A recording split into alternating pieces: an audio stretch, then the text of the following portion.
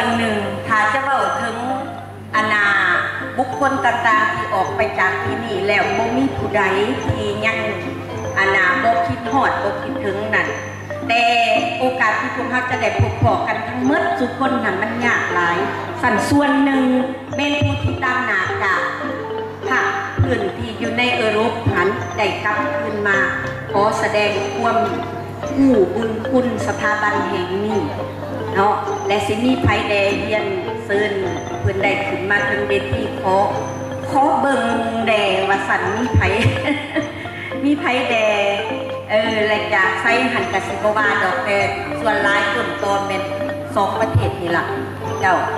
ขอเฮียนเซินเจ้าฮะต้นพันนางยมราเนาะเพิ่นได้มากหรือบอกยมราขอโทษอาจารย์เงินแทนขอจะปึ๊ดหนึ่งขอขึ้นกึ่งวีทีบ้านน้อง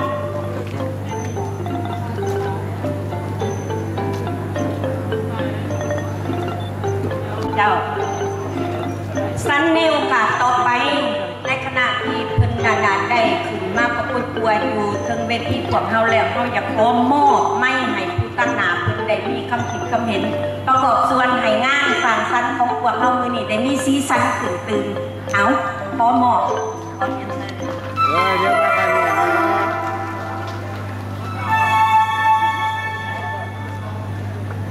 เยียนคณะจัดตั้งทุกภาคส่วนนับถือหักแพงมายังบรรดาฐานยิงฐานทรายทุกทวนหนาข้าพเจ้าขออนุญาตตั้งหน้าให้แด่สมาชิกสมาคมเศร้าอดีตวิทยาลัยครูสวรรณเขตภาคพื้นยุโรปที่ประเทศฝรั่งเศสและสวิตเซอร์แลนด์ขอแสดงความปิติสมสื่นที่ได้หับเกียรติมาห่วงในงานฉลองวันครบรอบ 40 ปีของการสร้างตั้งบคส.ในครั้งนี้ฉะนั้นณโอกาสนี้ข้าพเจ้าขออ่านบทกลที่ทางสมาชิกสมาคมของพวกข้าพเจ้าฝากผ่านมาหาบรรดาทานซึ่งบทกลบทนี้แต่งโดยผู้ไลลูกหลานอิงหังอดีตนักศึกษาบคส.รุ่น 2สุดทีสุขสื่นซ้อยที่ถือเป็นครูกลับคืนมาแดนครูได้พบครูหลายหุ้น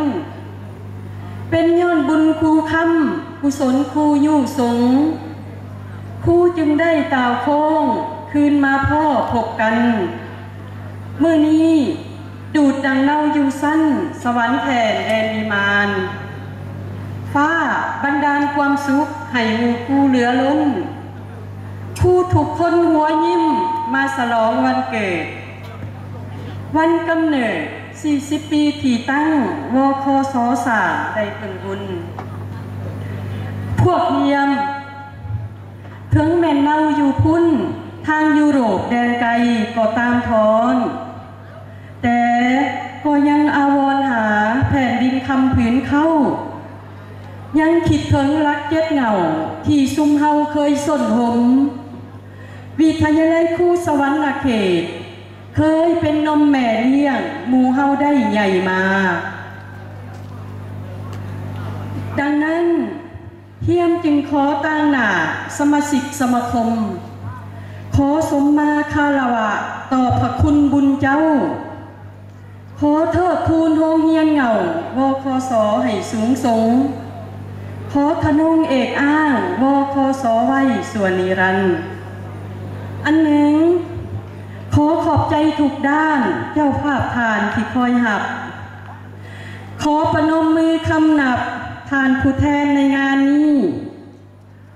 ขอผูกพันไมตรีไว้เป็นสายใยในยามจากขอฝากความหักให้ยามไกลเจ้าเมื่อห่างลาเพื่อนครูคืนใดเดือนแจ่มฟ้าให้คู่ลำแลเดือนเอาสายตาประสานตาส่องนภาประสานเกี้ยวต่างคนเหลียวแลจ้องมองเงาจันเป็นที่พึง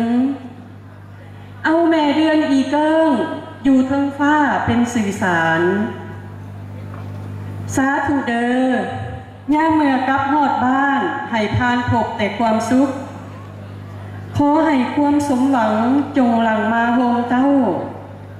ขอให้ไซโยเข่าสถิตกายทางใจฐานทั้งความหักขอให้หวานซ้ำเถ่าจนถึงเท่าสวดชีวันด้วยเทินขอขอบใจ